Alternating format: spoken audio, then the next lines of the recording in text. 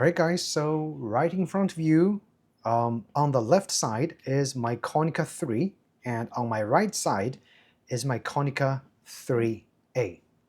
So in this video, I want to talk about which one should you buy for rangefinder style film photography. Okay, so to start with, honestly, you can't really go wrong with either one. Both are beautifully built 35mm rangefinder film cameras. Both feel incredibly indestructible, okay? Both have very quiet leaf shutters, okay? And both are easy to use once you get used to this control and the double stroke film advancing mechanism. They all produce absolutely gorgeous, beautiful negatives. But they're not the same camera, okay? So the very first difference is obviously the size. The 3 is more compact vertically, and when you put it next to each other, to the 3A, you can see that the 3 has a lower, cleaner profile. It just feels a little bit more tighter in the hands, and it's a little bit easier to carry. The 3A is immediately taller, okay? And you can feel it right away once you hold the camera. So the Konica 3 already has a very nice viewfinder, okay? It is bright, it is very easy to use, and on my personal copy, the focusing patch is actually more bright than the Konica 3A, okay? It could be because of the design of the viewfinder and focusing mechanism, but just downright telling you that the 3's viewfinder focusing patch is brighter than the 3A. All right, but the 3A gives you the absolute premium of the rangefinder experience. The 3 has a fixed frame viewfinder. The 3 has a dynamically adjusted frame, which is pretty cool, but it's kind of hard to show on the camera. That dynamic frame you might be able to visualize over here. If I change the focus, you'll notice that the frame, which is reflected on this frosted glass, actually changes with the focusing distance. So that helps with framing, and especially at the close focusing distance, okay? The 3 has a frame built inside with minimum focusing distance and the regular focusing distance marked. However, that marking does not change. So it's hard to see, it's hard to gauge where you are in terms of the framing of the actual subject. So you do sacrifice some framing accuracy on the 3. And I'll also just compare side by side. I'm going to remove the analog or the digital light meter. You can see the protrusion of the 3A. All right, not a lot visually, but you can definitely feel that extra weight and extra height when you're holding the camera. Okay, so there is that. The 3A has a 1:1 viewfinder, as I mentioned earlier. So that means you can shoot with both eyes open. Okay, there is no magnification in this viewfinder. What you see is literally the same size as the outside. Where on the 3, there is magnification of the viewfinder. So what you see actually is not exactly 1:1 as compared to what you see with the naked eye. All right. So for street photography, this is a huge advantage because you can compose with one eye while still seeing what is happening outside of the frame with the other eye. So let's talk about film advance, okay? Both cameras uses Konica's unique double stroke front advance lever. So at the very first, it might look a little bit strange. You don't see that advancing lever over there. There's a little knob over here, okay? But once after you shoot with it, and after, just probably even less than one roll, it becomes very natural. Okay, you hold the camera in the regular position and your hand naturally falls over here. And you just want to advance like this and press the shutter. it is very easy to use. The action is very, very smooth, and it's also very quick, okay?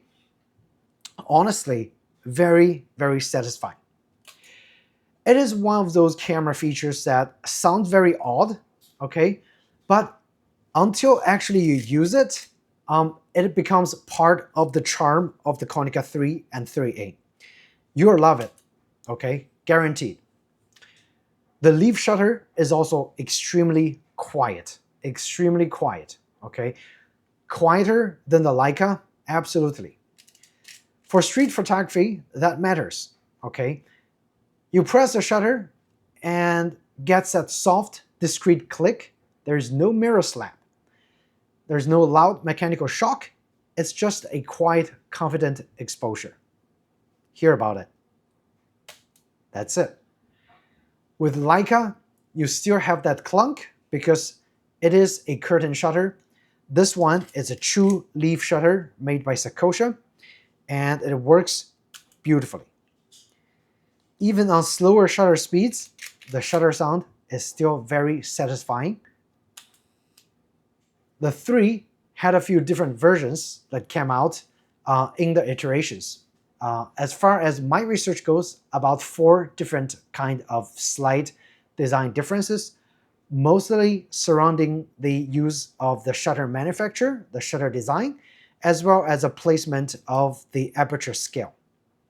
Now, this version that I have, I believe it's a second version after the 3 was released. When the 3 was released, it came with a Konica Koni Rapid shutter. I would suggest go against buying that version because the shutter is actually slightly more complicated to service. The moment you need to service the shutter, you will probably lose the ability for flash sync on that Koni Rapid shutter, which, I mean, to me is okay, but for people who wants to keep that functionality, it might be a little bit tough because the design of the Koni Rapid is more complicated. It requires absolute knowledge before you disassemble. Otherwise, you're going to destroy the flash sync capability. All right.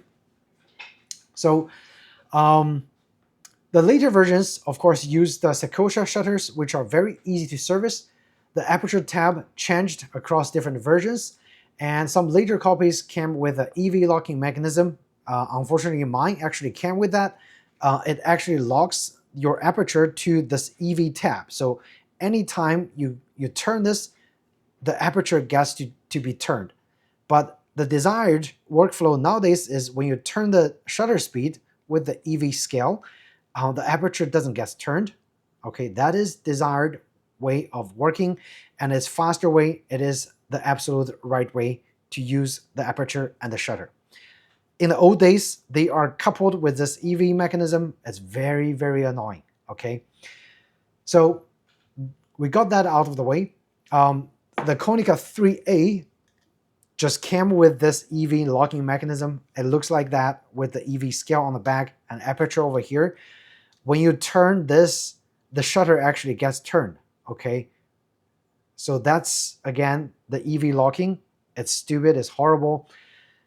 The fortunate news is very easy to undo the EV locking on every of those cameras that had it implemented, okay? So don't worry about that. It's easy to do. You just need a little bit of the DIY experience. You should get them uncoupled. Personally, again, I prefer direct aperture and shutter control. Again, the EV locking can be disabled very, very easily on all different versions of the implementation. Okay, so then let's talk about maintenance. The camera do have that common vintage issue, which is the slow shutter speed. It might drag around, it might not close on the designated. So if you set the shutter to 1 second, it might close in 2, 3, 4 seconds. So that's a shutter drag that you might have. The shutter blades and the aperture blades can get very sticky because of the old grease if they haven't been used constantly, or it's out of someone's garage, it's being set there for like 30, 40 years. It's guaranteed to be requiring service. The good news is that the service for the shutter and aperture blade is very achievable, and with careful do-it-yourself work, It's easy to do, easy to maintain, easy to restore.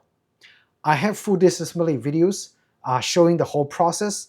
If you need to watch for how to disassemble on the 3 and how to disassemble on the 3A, check out my film playlist. You will find those videos there. Okay, so now onto the lens. Okay, I think it's the soul of this camera. The 48mm f2 Hexanon, it is one of the sharpest. Actually, I would just say it is the sharpest lens that I've used in any film camera.